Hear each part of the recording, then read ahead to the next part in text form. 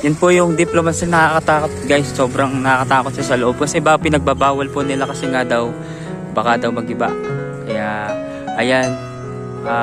Iba-vlog ko na lang po sa inyo yung Diplomat. Dating ano to, dating seminary po daw sabi ng gwardiya. At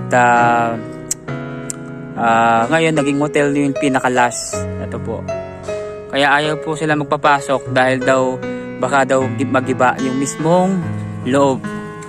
Actually, may mga ano din po nagpicture na kuha na ng mga video sa loob. Kaso ang problema, bawal po daw. Kaya ito, yun po, do not enter. Ayun po. Medyo nakakatakot din guys, nakakapangilabot. Kaya kayo, kung gusto niyo pong pumunta dito, bawal po kasi pinagbabawal po nila ang pumasok dito sa loob ng Diplomat Hotel. Ayan. Grabe oh. Creepy yung ano guys. Sobrang creepy oh. Oh, creepy. Oh, creepy. Creepy. Oh. Tingnan nyo, nakakatakot. Oh, ay CR.